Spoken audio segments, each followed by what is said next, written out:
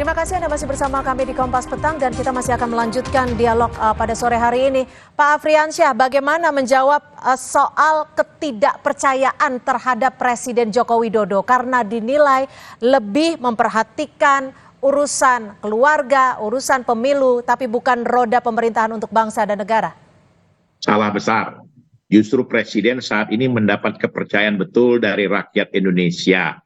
Dan Presiden ini terlalu baik. Kalau saya jadi beliau, kalau memang dituduh saya berpihak kepada salah satu paslon, saya berhentikan. Karena hak prerogatif Presiden mengangkat dan memberhentikan pembantu-pembantunya sesuai dengan undang-undang. Kalau saya sebagai menteri tidak nyaman, sikap saya pasti saya mundur. Saya akan menyerahkan surat kepada Mensesnek yang mewakili Presiden, dan habis itu tentunya saya akan dijadwal untuk bertemu dengan Presiden. Jangan surat itu dibawa kemana-mana, ditenteng kemana-mana, di-framing kemana-mana, seolah politik terganggu. Apa yang disampaikan Bung Rai itu salah besar. Dan kami meyakini bahwa Presiden, berapapun menterinya yang mundur, banyak orang-orang yang akan membantu beliau meneruskan periode sampai dengan Oktober 2024 ini. Dan tentunya sekarang orang yang merasa tidak nyaman itu, karena memang bosnya itu sudah berserbangan dengan dia. Jadi nggak enak hati, bukan nggak nyaman, nggak enak hati. Nah ini yang harus disikapi Mbak Cynthia. Jadi tolong jangan memframing seolah-olah tidak nyaman, seolah-olah seperti apa, ya. Dan ini memang harus teman-teman kabinet ini sadari bahwa kalau memang nggak nyaman ya mundur. Oke, Bang Hugo, bagaimana Bang Hugo menjawabnya? Kalau tidak nyaman, mundur saja, jangan framing. Betul, dan satu orang itu mundur, yang ngantri itu 30 orang, 100 orang. Putra-putra terbaik yang akan membantu Presiden Jokowi, itu jelas itu, ya Mbak Bang Hugo, silakan Bang Hugo tanggapannya. Ya, nanti yang akan terjadi adalah yang berpihak pada keluarga dan yang berpihak pada kepentingan bangsa dan negara. Karena kalau kita lihat bagaimana ini kan dipicu oleh apa yang disampaikan oleh Pak Hugo, saya potong sedikit. Sebentar, saya sedang bicara. Ditahan dulu, Pak Afri. Apa yang dibicarakan oleh Bapak Presiden bahwa ya beliau sendiri boleh berpihak gitu. Sehingga ya ini situasi yang memicu bahwa kalau Presiden berpihak, Presiden berkampanye dan ya termasuk juga ya tugas-tugas yang seharusnya dilakukan oleh menteri, dalam hal misalnya Menteri Sosial, Presiden kemana-mana juga bagi-bagi bansos, ya seperti inilah situasi yang kita lihat dan rakyat melihat itu gitu, rakyat melihat. Jadi nanti akan terjadi ya menteri-menteri yang berpihak pada keluarga dan menteri-menteri yang berpihak pada kepentingan bangsa dan negara untuk menjalankan pemerintahan ini, dan ini yang sedang diperhatikan oleh oleh rakyat melihat ini gitu, bagaimana apa yang terjadi di dalam persoalan yang berbingkai besar dari persoalan yang ada di dalam pemerintahan. Dan Pak Mahfud ya menunjukkan bahwa ya dia mengambil sikap ini karena untuk pertama untuk menunjukkan keteladanan beliau, bahwa beliau punya sikap untuk ya kita berbicara bahwa saya menjadi cawapres pun saya untuk kepentingan proses pemilu dan untuk kepentingan bangsa dan negara ini gitu. Baik. Bukan hanya soal untuk urusan karena keluarga, anak ada di situ kemudian kita semua harus berpihak ke sana gitu. Karena baik, kami tangkap. Dan kemudian karena bapak keluarga dan anaknya semua anaknya jadi calon wakil presiden dan semua harus berpihak ke sana. Ya. Pak Afri, bagaimana menanggapi ini? Karena kan kalau melihat ada beberapa ketidaknyamanan, ada yang mundur, ini kan akan dikhawatirkan ada efek bola salju, ada juga efek domino, dan ini juga bisa berdampak pada rupiah, pada sentimen pasar. Artinya negara lagi yang akan dirugikan. Masih di mute, Pak Afri? Ya, ini yang dilakukan oleh lawan-lawan politik kita. Seolah-olah politik sekarang tidak stabil, seolah-olah kondisi gonjang-ganjing politik pemilu ini membuat suasana tidak nyaman. Itu sengaja di-framing sama mereka-mereka ini. Padahal mereka juga takut mundur, takut kehilangan jabatan. Seperti yang disampaikan Pak Andreas tadi, fasilitas dicabut semua, hak-hak konstitusi yang mereka dapatkan juga dicabut semua. Jadi menurut saya mundurnya Pak Mahfud segera saja, jangan menunggu-nunggu lagi. Karena bagaimanapun siapapun yang mau mundur, insya Allah Presiden akan banyak yang akan membantu. Ya, mungkin orang-orang profesional di luar partai bisa ditarik oleh Pak Jokowi. sampai dengan Oktober 2024. Jadi soal stabilitas politik terganggu tidak akan, saya menjamin bahwa semua akan terkendali dengan baik di bawah kepemimpinan Pak Jokowi. Karena presiden ini adalah presiden rakyat, presiden yang betul-betul bisa mengatasi semua persoalan-persoalan, ya. Apalagi sekarang kalau memang ada pembantu-pembantu beliau yang merasa ya tidak enak hati, merasa tidak nyaman, ya itu yang saya sampaikan, mundur aja lah udah, ya jangan nunggu-nunggu waktu lagi. Begitu, Mbak Cynthia. Bang Hugo, takut kehilangan jabatan. Apa benar seperti itu? Sebelumnya Pak Mahfud sempat berkomunikasi tidak sih dengan PDIP? Kenapa? Ya di dalam konteks ini tentu Pak Mahfud berbicara juga dengan teman-teman dari di TKN, tentu juga dengan Pak Ganjar dan juga dengan partai-partai pendukungnya gitu. Dan ya situasi inilah kemudian yang menjadi pemicu, terutama ketika Bapak Presiden sendiri menyampaikan bahwa ya beliau berpihak, dan itu kan apa ya sangat jelas dan membuat bukan hanya di kabinet, rakyat pun melihat bahwa ya pemerintahan ini untuk mengurus keluarga atau kita mengurus jalannya proses pemerintahan yang masih ada waktu 1 tahun lagi gitu. Dan itu saya kira yang menjadi perhatian publik selama ini gitu. Dan ya ini proses ini kalau terjadi terus ya saya kira nanti hanya Pak Presiden dengan Pak Afriansyah Nur aja yang ada di kabinet tentu. Pak Afri, sebenarnya saat ini hubungan dengan menteri-menteri yang berseberangan, misalnya ada Tri Risma, ada juga Yasona, itu seperti apa di kabinet Jokowi? Baik-baik saja. Contohnya, saya di Kementerian Tenaga Kerja, Ibu Menteri saya dari PKB, dukung 01. Baru beberapa waktu lalu kita cerita bagaimana soal sidang kabinet, biasa-biasa aja, baik-baik aja.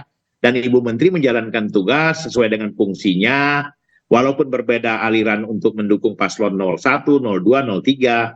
Tapi orang yang berasal dari politisi PKB, beliau yang ditunjuk dan diamanahkan sebagai menteri, ya jalankan tugas secara baik. Tidak ada. Baik, Bang Rey. Inisiatif beliau mau mundur nyaman-nyaman aja. Oke, baik Pak Afri, kami tangkap. Bang Rey, sebenarnya seberapa serius sih ketegangan yang saat ini terjadi di antara menteri teknokrat dan juga non-parpol ini? Dan apa konsekuensinya terhadap stabilitas pemerintahan dengan situasi saat ini? Bang Rey, audio masih di mute sepertinya. Ya, soal seberapa besar itu kan terlihat dari isu soal keinginan mereka mundur kan, baik yang dari parpol maupun yang non parpol. Itu artinya kalau sampai orang mau mundur, itu persoalannya udah sangat akut. Sebab kenapa gitu? Sebab di Indonesia ini orang rela kok melakukan apa saja demi kekuasaan gitu. Kan sebagai contoh misalnya ada putusan MK yang dinyatakan cacat secara diambil melalui mekanisme yang cacat secara moral, toh dimanfaatkan juga oleh orang demi kekuasaan gitu. Nah, jadi kalau sampai ada orang yang rela meninggalkan pos kementerian, ya itu artinya ada persoalannya amat prinsipil yang sama akut di dalamnya yang membuat orang sampai pada kesimpulan untuk mundur gitu. Sebab itu tradisi yang jarang di Indonesia ya, tradisi orang yang mau mundur, bahkan yang kita lihat itu udah kena kasus pun masih bertahan aja di jabatan gitu ya, sampai ada putusan pengadilan yang tetap gitu. Nah itu artinya menunjukkan memang ada sesuatu yang sangat krusial, yang prinsipil, ya, yang orang-orang ini merasa nggak bisa lagi kerjasama dengan presiden dengan cara yang seperti ini. Ya salah satunya yang saya sebutkan tadi, perasaan mungkin ya bahwa mereka sedang tidak lagi bekerja untuk melayani rakyat bersama dengan presiden, tapi ya rasa-rasanya sudah bekerja untuk melayani kepentingan keluarga gitu loh. Lalu akan berpengaruh apa untuk pilpres ataupun pemilu nanti? Itu yang saya sebut, ini kayaknya bukan lagi gerakan elektoral ya. Jadi ini nggak lagi mempertimbangkan soal kalah menang di dalam pemilu. Saya lihat ini sudah merupakan gerakan politik ya. Gerakan politik ini artinya gerakan ketidakpercayaan yang makin meluas kepada kepemimpinan Pak Jokowi, yang dilihat bukan lagi sedang bekerja mengelola kepentingan bangsa dan negara, tapi mengelola kepentingan keluarganya gitu. Nah ini bertautan dengan gerakan yang makin membesar di kalangan mahasiswa yang terus-menerus menggelorakan gerakan anti dinasti politik, dan saat yang bersamaan juga mulai mengumpulnya gerakan-gerakan rakyat yang terlihat dari mereka berjejar ya di pinggir jalan ketika Pak Jokowi melalui satu jalan, tidak lagi dengan teriakan yang mengeluh-elukan, tapi sebaliknya memperlihatkan sikap politik yang berbeda dengan Pak Jokowi. Dan saya mengira ya gerakan ini juga kelak akan membesar seperti yang sudah terlihat kemarin kan, seorang yang membentangkan spanduk yang menyatakan sikap politik berbeda lalu diamankan oleh aparat keamanan gitu. Jadi dari jalan sekarang sudah mulai spanduk-spanduk, ya boleh jadi lalu akan menggumpal begitu saja gitu. Artinya kelihatan sudah mulai terkumpul 3 kekuatan politik yang mungkin bakal dihadapi oleh Pak Jokowi pasca Pilpres, yaitu kekuatan elit dan partai politik satu segi, kekuatan mahasiswa yang terus bergeliat, dan kekuatan rakyat yang makin membesar untuk menyatakan sikap politik yang berbeda dengan Pak Jokowi gitu. Tapi sebelum itu saya mau tanya dulu nih Bung Aprisiansyah, beliau di kantor apa di mana nih Bung Aprisiansyah? Saya jawab boleh Bu Cynthia? Silakan singkat saja, waktu kita sudah habis. Pak Rai, karena sudah lepas jam kantor, ya, sekarang sudah jam 16 lebih, saya sekarang berada di kantor Partai Bulan Bintang. Jadi setelah lepas kantor, ya saya sudah sampaikan, saya lepas dinas dan saya pun tidak memakai aparat negara. Saya pakai mobil pribadi. Ya, Bung Rai. Bagus. Gitu. Iya dong. Aktivis kita Bung Rai. Kita ini tahu bagaimana penempatan ya. Baik. Nah, jadi Bung Rai tahu aja ya link situasi kantor. Baik. Saya mau melihat apa yang Bung Rai sampaikan tadi. Goncangan politik ada nggak? Itu saya tantangin itu ya. Baik, terima kasih atas perspektifnya sore hari ini Pak Afriansyah Nur, Sekjen PBB yang juga Wakil Menteri Ketenagakerjaan, dan juga Bung Ray Rangkuti serta Bung Andreas Hugo Pereira sudah bergabung bersama kami di Kompas Petang. Selamat sore. Saudara, informasi lainnya di Kompas Petang akan kami hadirkan selepas jeda. Di antaranya diduga hubungan pendek arus listrik, sebuah rumah di Blitar, Jawa Timur ludes terbakar.